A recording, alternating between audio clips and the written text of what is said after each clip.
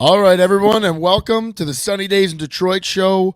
Divisional round preview. We're playing the Bucks. 3 o'clock. Is it 3 or 3:30? 3 o'clock, right? I don't I know. think, I think we're 3:30. on at 3:30. Okay, 3:30 and 3:30. Yeah, it's 3:30. 3:30. 3:30. I'm back home. Pat's in Philly. Pavo, you are in Detroit right now. You're at the Shinola, your favorite place to be. Tell us what the atmosphere has been like this weekend. When'd you get in? Friday? We got in yesterday, but you know what? Like we talked about, it's pretty no different than it was last week. It's pretty dead, the city. Um, but I think like same thing. I think I told you last week. I expected a much like kind of like when I was flying in, I'm like, oh, it's gonna be blue everywhere. Everyone's gonna be in the streets on Saturday. Everyone's gonna be going out. Everyone's gonna be partying at the bars. But you know what? Everyone's ready to go into the stadium. And I think that's what I said to you last week. And that's what I'm going to say to you now. Everyone that I'm talking to is like, oh, what time you show up to tailgate? Now everyone's like, the doors open at 12. Are you going at 12 or 12:15? That's like where we were all talking about yesterday. We went to the bar and everyone's talking about going in at 12 o'clock, 12:30. What time are we heading into the stadium? That's 3 hours before kickoff. What is the tailgate situation right now? Are people drinking in the parking lots yet? You know what? I haven't been outside today near there. So I saw setting up. I wouldn't think so yet because most parking lots there is a rule. It's a 5-hour rule that you can let people in the parking lots. I'm sure there's some private lots, but that would be 10:30, right? What time is it now? 9:15. So we're still like an hour 15 minutes away. You did see some setups. People are starting to come out. But you know it's if I could tell you more what the experience of Detroit is like, everywhere you go, business wise, everyone's taking the opportunity to run with the Lions theme now. You know, I just saw this local jewelry store was selling stuff that's Lions related. Everyone is selling Detroit Lions stuff, and everyone's wearing Detroit Lions stuff. Well, I saw online how much truth there is to it. I have no idea.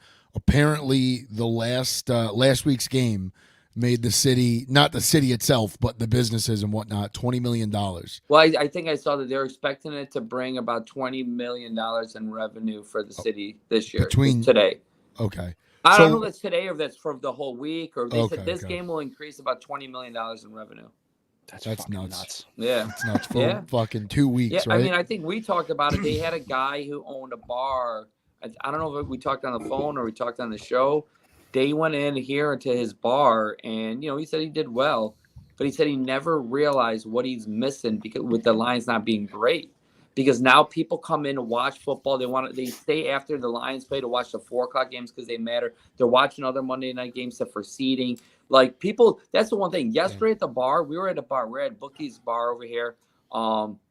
We went there, we ate, we watched the first half of the Packers game, and the place was just rooting for the Packers hard. Packers scored, everyone Lions fans. There happened to be some Packer fans at the bar because the Milwaukee Bucks happened to be in town yesterday playing the Pistons. So there's some Milwaukee Bucks fans, you know, that came in after to watch the Packers game. It's great. It's awesome. It's everything and more of what I've expected. I actually really worried like how like long it would take the city to show that it's a really, really a football town. And the city showed like this isn't hockey town. That's a slogan the Red Wings got in the 90s, calling themselves hockey town. And yes, we love all our sports, but this city lives and breathes, and the heartbeat of the city is the Lions. Lions. That's what matters, and it's showing.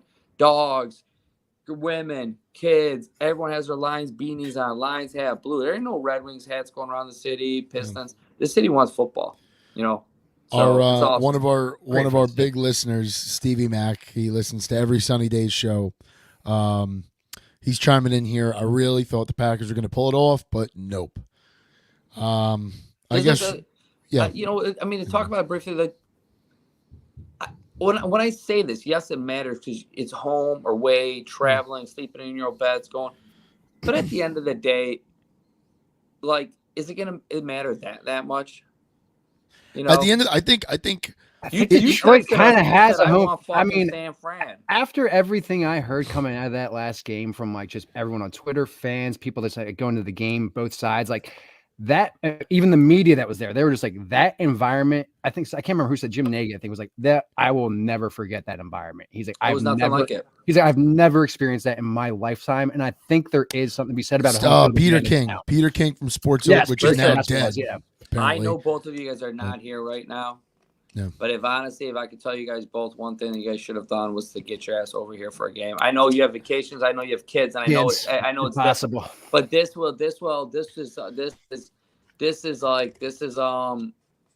it was an out of body experience. I just right before here, I was on my phone. My buddy Mark was a little older than me and had seen tickets about 10 years before me, and he talked the same thing. It was you can't if you hear people talk about it, like when you hear people talk about it, they almost stop and think about what they want to say because it's like I said, it was an out of body experience. Like you had to really stop and think about it, like, dude, because you would slow down and you'd cheer and then you'd go and be like, oh my God, that person over there is crying. That person over there is like praying. Like people were praying doing Our Father, like in the middle of like plays, like everywhere you looked, it wasn't just like, like some people are doing Our Father. Some people are holding their hands up in the air. Like people, whoever they're praying, it was like nothing I've ever seen before. And you know what? I expect it because now the fans, So you know, cool. like when your dad finally gives you a compliment and saying like, "You're awesome, man. Way to go." And every player and coach and Dan and saying that place was vibrating. Ford Field never vibrated. The floors were vibrating. Our players could feel the floors vibrating. We know now that as fans, and I think it's going to be even crazier in there today. And now people don't have to worry about the Stafford thing, and they can just worry about being a factor in the game. Yeah. Well, I think, going back, if we could, going back to what you said about home away, I think that there's definitely, we could see it. Like, and you just painted the picture. There is absolutely an advantage to play at home. Of right? course. And that's not what I mean. I hear you. And what I'm saying is, I think this team, it embodies exactly what Dan, I think, said. I want to say Dan said it about a year ago. Doesn't matter where we're playing you. We'll play you home. We'll play you away. We'll play you at a landfill, a parking lot. We don't give a shit. We'll drag you in the middle of the ocean and drown you. It reminds me of what Ray Lewis used to say about those old Ravens teams. We'll play you in the grocery store. We'll play you in the parking lot. We don't give a shit. That's this team, right? So, yes, does it help to be home? Absolutely.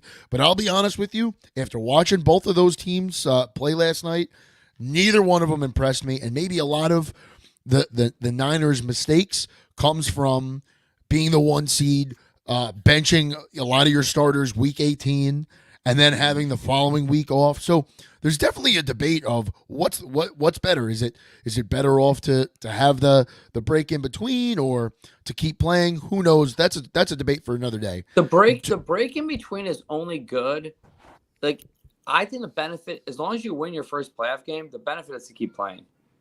Yeah, definitely. It's the same thing in baseball. Like everyone's like, "Oh, we get a bye," but you also get a red hot team that just won a playoff series and has confidence now. That's what the 49ers walked into. Yeah, they walked into a red hot Packers team Atlanta that was playing playing well, firing at all cylinders. Let's pretend like we had a bye too. Two teams had a bye, and now we're playing a team that just put up 31 against the Eagles, and we're like, we sat last week, and we'll be like, oh my God, like we don't know what to expect. So as long as you win that first playoff game, that's what the first one's the most important one to get confidence, to get confidence in postseason.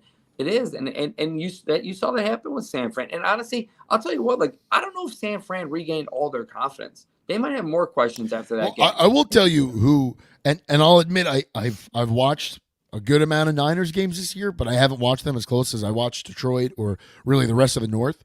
That guy Lenore, number 2, the defensive back on San Francisco, that guy's a fucking rocket ship.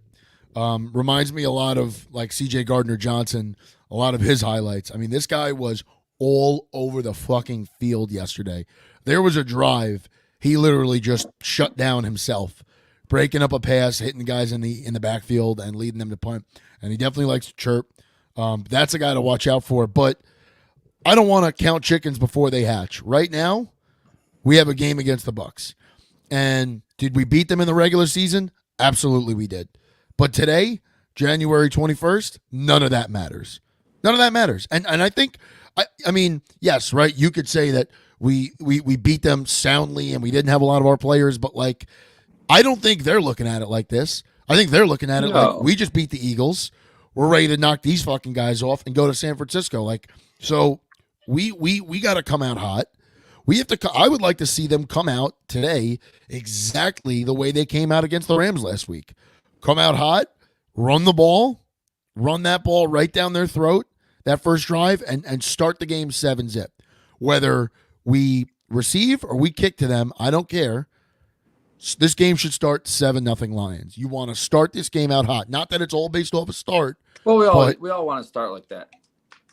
Yeah, and that's why I'm saying it, right? Like that's what you want to see. What we saw last week, a perfect combination. And Jared, that same Jared has to show up today, right? That guy was awesome last week. Awesome. I think he completed 80% of his passes. Basically played most of this team. I mean, at least on offense, played mistake-free football. And that's what you really want to see against these guys.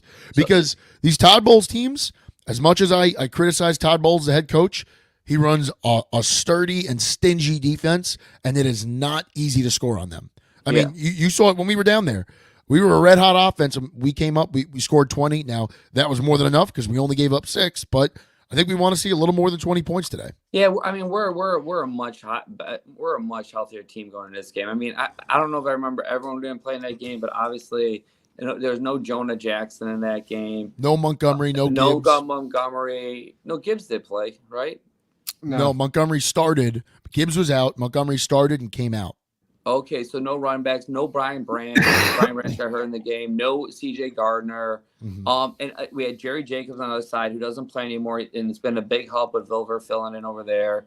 Yeah, I mean but at the end of the game, like I don't want to name all these defensive players. At the end of the day, we only gave up 6 points. So like the guys who played well on defense. I think like this is what I'll say. But like, now, Paul, I have a question for you. Yeah. Do you think that and both of you guys chime in on this? Do you think that Baker at this point is a little more settled in? It's definitely a little more comfortable with these. Do you think we're going to see a different Baker Mayfield this week? Because personally, I think we're going to. Listen, me and Pat live in Philly, and I don't know if Pat views this as the same exactly as I view it. But I don't know. I was pretty vocal about it. I even said it before the game. I said it leaving Detroit last week when I came to the game. People are like, "Oh, Philly," or I'm like, "We're not playing Philly. They're awful. They quit. They're done. Like they are right now the worst team in the NFL." Now I'm not saying record-wise. There's no worse team in Philadelphia. The way they played this last 6-7 weeks, and that doesn't mean talent. That just means they quit. So I didn't think they had a shot to win. So I don't know what to take from what Tampa Bay did to them. Because the week before, Carolina is bad record-wise, but they're not that bad of a defense, and they kind of struggle in Carolina on the road. So listen, this is what I'll tell you what I think matters from last game. It matters from a standpoint of Ben Johnson and also their coordinators seeing what plays can we take from that game and not even use the plays. Set the other team up. Do something that they saw on tape. They're thinking we're going to do the same thing and be able to do something opposite off of that same play and catch a break, So I hope Ben Johnson, I don't know what plays exactly. I didn't go back and rewatch that game. Maybe he did a certain player line guys up 5-6 times in a certain way, and maybe he can get a guy to sneak out in a certain formation and get it and score like almost like, a cheap touchdown on them for something they were expecting. We did the complete opposite. But yeah, I mean that's kind of my take on this game. I mean, I agree with you. Like I'd love this to jump up 7-0, but for me, this game is simple. You got home field. You're the better team. You have more talent. We've said this before, and it always doesn't happen. Jared Goff, you can't fumble. You can't throw interceptions. You got to play clean. And if you play clean, I don't think this game stays that close. Pat, where are you on Baker today? First, like I think what Powell says, like spot on. Like we were talking about, I think like the week leading up to the game, it's just like I think I wanted to just beat the shit out of a Patricia defense. Just to that would have just felt so nice this week. But the realistic nature was like just the way they were playing. Like how do you kind of take them winning that game? And then I think with the Baker thing, clearly played better as the season went on. I think he got more comfortable. I think they kind of got him back to a good place as a quarterback. Maybe someone they can sign to maybe see if he can continue building on that. But they're also very streaky. some weeks look like a great offense, and other weeks look like the most stagnant offense in the NFL. So it's like which one's going to show up this week, right? So like that's like the one thing you got to look at. If they start getting hot early, maybe it's going to be a bit of a shootout. And I think what Palo said was also like absolutely correct. It's really just going to come down to Jared Goff just playing safe football. They blitz a lot. They're going to get some pressure here and there. Don't do that lateral thing you did last week. Don't try to save the game. Play safe. That's your superpower, Jared, is playing safe. It's playing safe football and taking what they give you and not forcing anything. You've got guys that could run on this offense, right? You've got St. Brown, you've got J-Mo. Yeah. Josh Reynolds, man. Like Josh Reynolds is a fucking weapon, right? The national media doesn't know who he is. And I'm sure once again today, he's going to have 4, 5, 6 receptions for 75, 80 yards, and you're going to have the same people tweeting, who the hell is this Josh Reynolds guy? The same guy that's been here for the past 3 years, bailing us out on second and third down. If they want to blitz, Ben Johnson's, it's nothing he hasn't seen before. You should be prepared for this. You got J-Mo. You got St. Brown. Hit him on those little drag routes. Hit him on those in and out routes, and get the 5, 10-yard gains, right? Let your receivers, Jared's got a great arm. But today, he doesn't necessarily have to show that off.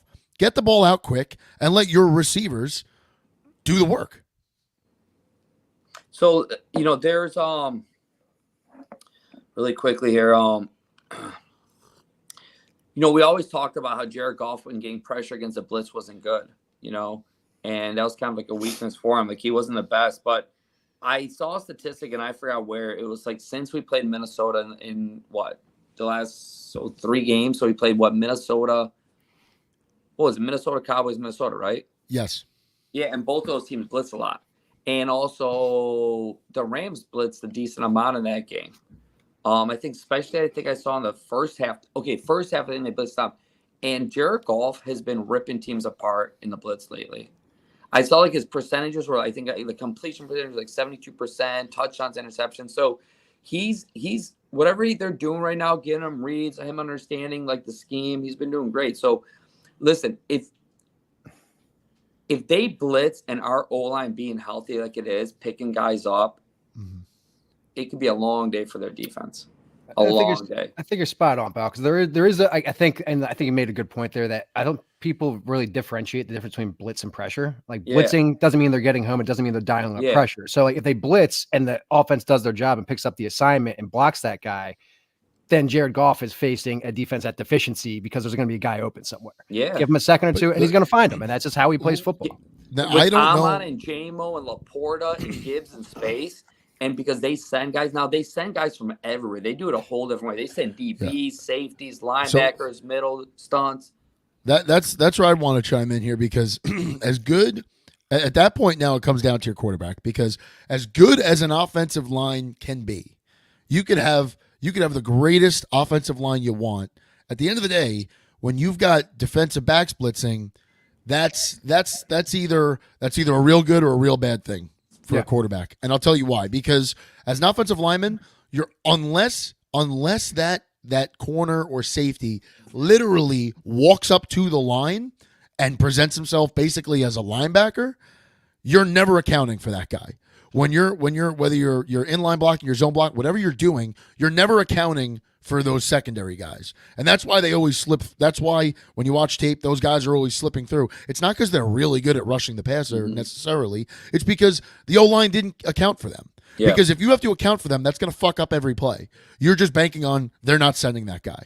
Unless it's something you've seen before or you know their call, something like that. But that's where I'm saying that's where it comes down to Jared Goff. He's got to see that. He's got to recognize that pre-snap, and he's got to know where he's going.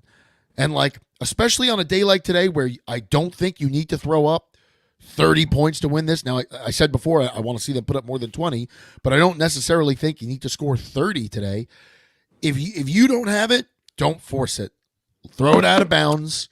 Do what you have to do. Do not force a throw today. I'll take punting, because against an offense like the Bucs, like you said, they're not always efficient. They're very up and down. This is not a game where you're not playing the Kansas City Chiefs where, we got to score every single drive. There are drives where you could punt and you feel okay with it. Listen, they're at Tampa Bay in this game. they're it's such a benefit. They're one dimensional. That's it. They don't have a run game. And on top of not having a run game, we're the number one run defense. Like, I mean, I take technically yards allowed, we're second, but we allow less yards per carry than Chicago did. So they're gonna have to throw the ball, and also, but their passing game is kind of dimensional too. It's like they're gonna take their shots a lot of times downfield. And I do think this is going to be a game that, with the ball hawk that CJ Garner is, that Kirby Joseph is, those deep center field safeties, I think we're going to have a chance to make a couple plays on interceptions. And I think that could be a key factor of, does Tampa score 20, 24 points, or they score 13 and come off? Same thing we said about Puka Nacua and Justin Jefferson. Excuse my dog going nuts. My wife just pulled up. The same thing we said about both of those guys. Let Mike Evans get all the yards he wants. Let him catch 10 balls for 200 yards. As long as you keep him out of the end zone, right? As long as you keep these offenses, just keep them kicking field goals. That's really a key to success for the Lions. Or you know what? Send Kirby out there and just have him take Mike Evans out early. Those fucking Rams fans. No, I'm not getting into that. No, we won't go there. Fuck them. Pat, what do you think? I mean, I'm kind of with him there. Because Rachaad White, like, he's an explosive player, but he doesn't really do it from the backfield. He kind of does it off, like, dump off passes and then finds open space. So, like, I think our run game in general should make them one dimensional, just because, like, they're not very good at it to begin with, and it's our strength on the defense. So I feel like this does make them super one dimensional. If they somehow find success in the run game, that could be a listen. If they're running the ball, we're probably losing this game. Like, they should have. Yeah, if they're running the ball, because you got 32nd best run offense against the top run defense. Yeah, exactly. They're 64 pieces apart. And there's just, if they all of a sudden have success on their ground against us, it probably means because we're going to lose this game. Listen, there's only one way I see this game being, like, swinging in Tampa's favor, and it's like I don't even see this actually happening, but it's the only thing I could think of. Just like looking at this team on paper, the quality team they are, the quality wins they have, how they played all season, not just like kind of getting better as the season goes on, is the pure fact of maybe getting caught with their pants down a little bit with both coordinators going through so much interviewing with head coach positions. Yeah. It's the only way I could see this maybe kind of coming out a little stale and maybe being a closer game is because of that factor. From, like, an on paper performance oriented, like, aspect, the Lions are the better team. Do they have weapons there? Absolutely. Could the Lions potentially get caught some big passes with Mike Evans and stuff like that? Absolutely. We've seen it happen to some other teams, but, like, they should win this game. There's, like, no doubt in my mind. But that could happen. That could happen. It's the playoffs, baby. Give Mike Evans. Let him in between the 20s. Fine, because you know that's going to happen. Mike Evans is a great red zone receiver too, though. He is. But that's what I'm saying. As long as you keep those guys out of the red zone, who cares about how many passing yards we give up today?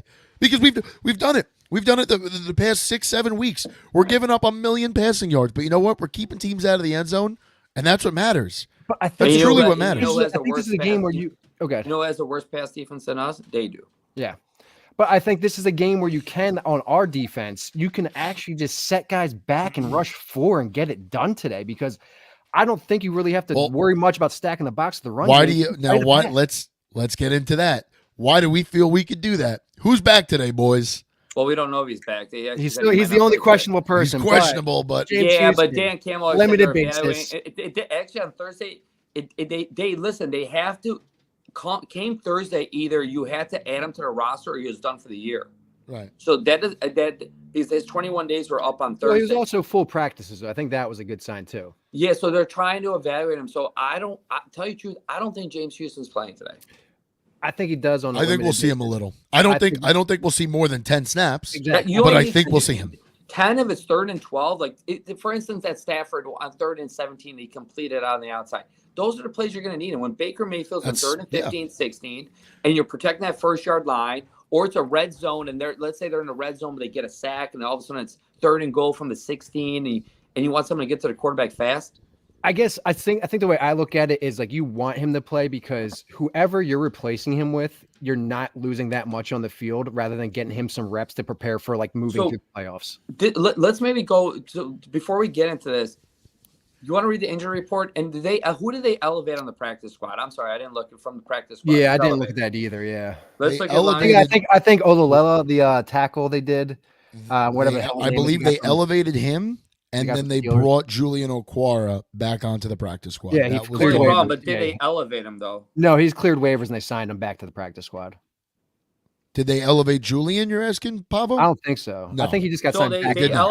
elevated two guys, tackle Tyson Alua, Yeah, however the hell he and says his name. and this is like his fourth time he's been Yeah. been elevated. But for everyone that's listening, once the playoffs start, you're only allowed to elevate a guy 3 times in a regular season, and after that, you have to sign him to the roster. Once the playoffs start, it starts over, and you can elevate someone as many times as you want. That's awesome. And Jason Kabinda still on the team. I just hate that fucking player so much. You know, No so offense, listen, he seems like a great guy, I wanted but to bring like, this up when we were just talking a wasted about, spot. really quickly when we're talking about one thing, and this I'm only bringing up the Rams game because this is going to play a factor in this game and the crowd noise, and being there. Like, I'm going to tell you what, like, if you want me to tell you where I give Stafford so much credit, is if you told me before that game that they would have 0 false starts, and like They did have to burn 2 timeouts though in the second half. and those 2 timeouts were big, but that's it. But they did a really interesting thing that I've seen teams do it before, but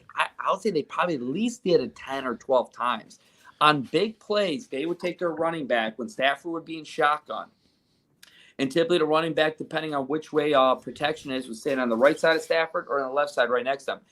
That running back would start there, and then he would move up and basically be right under center next to the guard. So the center here, he would go right behind the guard, and then he would look at the center, and when the center, he would look at Stafford, and when he wanted the center to snap it, he would just tap the center's butt to snap it to Stafford. So that's what they did to avoid false starts and how to communicate with the center snap. And now that puts him in a vulnerable position because he can't pick up blitzers. But I'm wondering if Tampa does a similar thing. It's pretty much taking away a guy out of the pass. It's like a silent count, essentially. I mean, a lot of silent teams. count, and they'll put an extra guy to tap over to let the center know. So listen, I expect Stafford's a smart guy, and I know Baker's a smart guy too. But I expect a couple more false starts in this game, delay game penalties, and I think that's going to happen. Keep in mind too. I mean, I don't think he's really played all season. I think he got hurt early, but their center Ryan Jensen's out.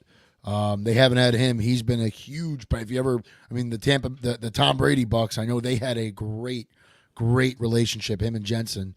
So that's. Well, listen, they did. There's 2 things. They don't have him. Another big move is that they had probably one of the top 3 right tackles in football, and Wirth playing the right side. They're really struggling at the left side of their line, like midway through the season. So Wirth has played his whole career at right side, and they took a guy who was probably one of the best, if not the best, right tackles. You probably put him, Lane Johnson, Sewell up there. And they took him from right side to left side. Now, he's played good at left side, but he's not playing phenomenal like he did at right side. So similar to like sometimes when Ragnar went down and we took Glasgow from guard to center. Yes, Glasgow's I think that probably says more about Baker than it does about Tristan. And they probably feel a lot more comfortable having this guy. They probably feel like Baker is not very good at watching his blind side, essentially. Yeah, but that's pocket awareness. So they got weaker at right side too. Now, who does that benefit? Who is the red hot Detroit Lions defender right now? Our boy Aiden, 7 sacks. I don't care if Stafford tripped on the. You can make a case for Aleem McNeil right now too. Him too. So he now was looking for blood last week. week. Now you have Aiden going against a guy on the right side who's not playing that great. At right tackle, who's they're kind of weak at that position, and he's going to have a chance to go against something like that. Tampa? Yeah, their third tackle's been pretty solid. He's like a second-year player. He's actually having a pretty good year. Tristan Wirfs is going to lock down the left side. But my point is that Wirfs it's going to be Aiden. So I'm saying they got weaker there. Wirfs is one of the best at his job, and he went over to play left side now. So Aiden. He shut down Aiden in the first game. We got no pressure. So now Aiden's going to get a chance to go against someone that he could probably have some success against. Yeah, I think you nailed that. I think Aleem could be a game wrecker in this one up their interior because I don't think they got a very good interior, but their tackles are both pretty solid. So like this is a thing. I think if they dial up some pressure up the middle, do some blitzes up the middle, I think they could really, really make Baker uncomfortable. Well, they've also done a really nice job at disguising blitzes. I mean, since I would say since probably the first Minnesota game. You saw them blitzing the secondary a lot more. It's not really something that Glenn has done since coming over here. And you saw it a lot more since the Minnesota game, and it's worked. Right? Guys like Ife Melifonwu were getting sacks. Kirby Joseph is getting into the backfield. I think CJ blitzed once or twice last week. So these are all things that I think they're gonna keep using, especially because a guy like Tristan Wirfs is a brick wall, left side, right side. Yeah, that's not a guy that you want to line up against. But he's left side Sewell, man. Like those guys are they are just incredible tackles. So yeah, I mean, listen, his PFF grade is okay, but look, but do they grade him, Paul? They grade him as are you looking at grade him? I can't get all the breakdown 7-2, but he's tied for third most in the NFL in penalties, holdings, all this stuff. So like that kind of goes untouched. He's allowed 5 sacks, so he'll allow guys to get to make mistakes. So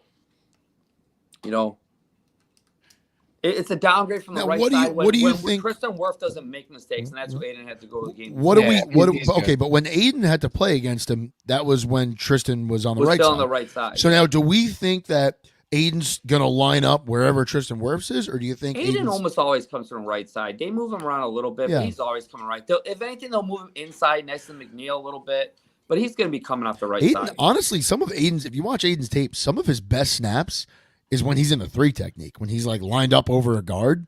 Yeah. Well, which is like really, I know we talked a lot last offseason of why I wanted Will Anderson, because my thought was, man, if you could have Will Anderson on one side, James Houston on the other on third down, and Aiden coming in from the inside, because to me, I think he does his most damage in the pass game when he's lined up over a guard.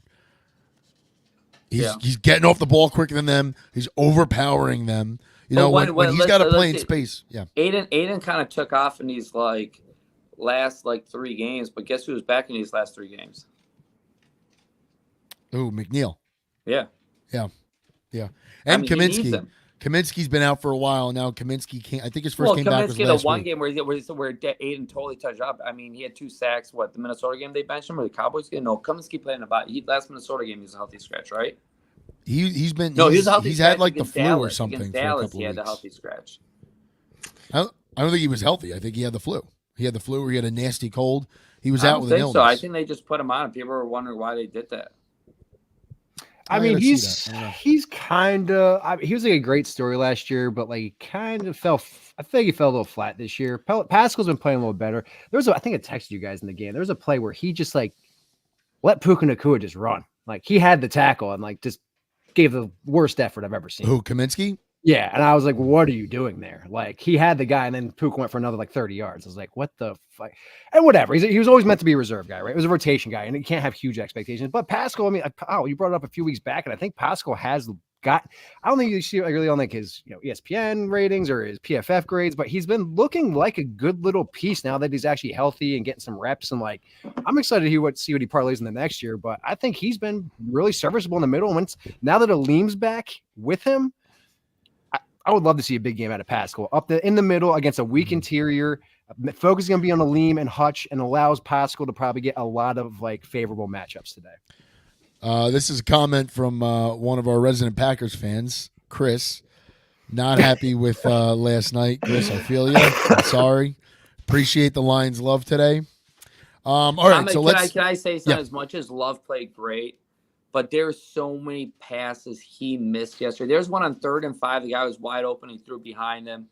And I just he's great, and he needs to work on just getting his feet in. But that last interception was so bad that just reminded me back, and you guys don't probably remember, of just a Joey Harrington day. He would get the ball, a chance to win the game, and it would just always be an interception. An awful against his body interception. There is no reason for that throw that Love made yesterday. I'll tell you this. You had 2 timeouts. You're 25 yards out from a field goal with 5 seconds left going. He throws in a double coverage. It was awful. It was a guy that doesn't have experience. It's first year playing. If I'm a Packers fan, I'm pretty happy the way the season ended, and I think this is gonna be a much funner division. I thought this was gonna be a terrible division for years to come, just the way that the rest of the field looked compared to us. They all look better than I thought they would. And I think it's going to be a fun NFC North for years to come. Yeah. It will be. It'll be good. Let's get into some predictions as we wrap up here. Score predictions, and then if you guys betting today or no? Yeah, I put a little bit. I put a little bit on like I put a little like four team Parlay? a four game parlay with the both over unders on both games, and both like the winners. So I took Lions and I have the under, and I took Buffalo and the over In that game. Okay. All right. But that was just for fun. It was just I think I threw $100 to win. Like I think it pays out like $700 just to So I don't think. Listen, I think the Lions game is going to be a lot more low scoring. I don't think it's going to be a game that we saw like big touchdowns like we saw in the second quarter. Lions came out and scored, and then Stafford hit him for a long touchdown. Then we came out and scored, and they hit Atwell for a long touchdown. I think it's going to be a lot more grinding out drives, to win. So if you want to go into predictions, I'm going Detroit. I'm going to say Lions.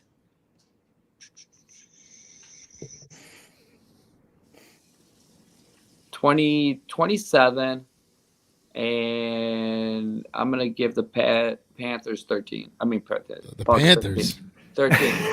13. 27-13 Lions. Yeah. Patrick, what do we got? Yeah, first I give my parlay, but got to look it up real quick. So I went Lions, teased it down to -3.5, I think, from the 6 or 6.5. Yeah. That was that. And then I went to Montgomery anytime TD. I think I did Laporta anytime TD, and then I did Mike Evans anytime TD. So that was just my parlay for the day. I think all safe bets. I just think they're going to run it down their throats today, and I think Montgomery definitely gets in there. I think I'm going 27-21. I think it's kind of right there. Just really depends. Again, I think Piles could easily be how this turns out. It just really depends which offense shows up. Like I said, they're super streaky. So if their offense looks good, probably close to what I'm saying. If they don't look great, probably close to what Piles. And honestly, like my I agree with Pat. My score could be more like I don't think it's gonna be like that we just destroy them. And I know the score might seem like that, but it might be like we're up 20-13, 10 minutes to go in the fourth quarter. Baker Mayfield makes a bad interception. We get the ball with 9 minutes, and we go down and score a 6-minute drive. Montgomery touchdown to cover Pat's parlay. And Exactly, all of a sudden, it scores 27-13. Like I don't think it's a game where we go and like Tampa's all of a sudden in fourth quarter, and we're saying nah, hey to their two fans that are at the game. But I mean, wasn't that kind of like the first game too, though? I feel like it felt was. like we were up early and we held the lead. You texted us there like this is like a defensive barn or something. Yeah, barn burner. Yeah, it's like I said next to Matt. While he made his Mike Florio fuck you Twitter. Mike Florio. That's a good point. I have to see if that guy's chirping again. I'll fuck him right in his ass. Fuck that guy. Fuck Mike Florio. Confirmed Vikings fan. Fuck Mike Florio. His ass is so fucking burnt from this season. He's been wrong so many times. Bitch sweatshirt. Those are sharp. Dude, I love them. Anything from kids is fucking awesome. That's awesome. My brother got me this for Christmas, and I was like, oh, hell yeah. Yeah. All right, boys. I'm going to give my prediction. I think Lions win today. I think they win. I think they put up 26 points. Paul, don't ask me how the fuck they do that. I don't know. I'm awful at math. I don't know. Well, I think they'll put up 26. 14 and then 4 field goals. So Badger's going to be the MVP. Could be. Yo, he nailed a nice one last week. Did. Was it 50 yards? yards? Looks pretty good. I didn't think he was making that. I'm like, we're going to give Stafford a short field. I almost shit myself when he was lining up. I was like, "Come on, man, come on." Lions 26. That would look good. Like he had room. Bucks 17. Yeah. Okay, so you guys are going double-digit differentials. All right. So this is. I'm definitely taking Lions spread today. So this one way or another, whether it's a parlay or a straight. This is just a side bet we're gonna do here, right? This is side bet. This is not an argument, and I promise you, Pat, this is not an argument. Kid Rock, as we know, got called out by Jared Goff. Does Kid Rock show up today? Because he don't show up to me, he's done in my books too, and I'll tell you he's a scumbag, Pat. Jared Goff said, show up. I want to see you at the game. Does Kid Rock make an appearance at the game? He's a big sports fan. He used to be at all the 100% Kid Rock. Was Kid Rock there last week? No, I didn't see him. I'm sure they would have showed him. He lives Maybe in they just Nashville don't want now. to put him on the field. There's like I a don't good. know. But I don't know. He might have beef with the Lions. I don't know what is it, but I know he's a big sports fan. He used to be at all the Pistons playoff games, Red Wings playoff games. He used to Tigers. be. He has season Lions tickets. He's got like a He suite might. at Ford Field. But yeah, well, so what I'm saying like, is there's a possibility they just might not want to put him on the jumbotron.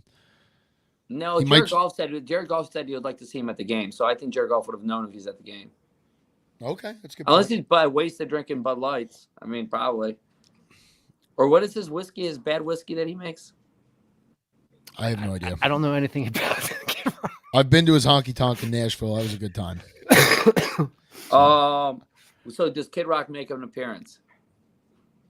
I think he does. No idea. Maybe. Chris Is says there- put him is on the there- is there- jumbotron drinking a is there- Bud Light. Is there a DraftKings? That'd be great if they had like a. Someone's. I'm sure someone's taking that action somewhere. Who does Some bets do. like that? Because like DraftKings doesn't touch like those kinds of like bets. What's I that have. you use for that? I have people.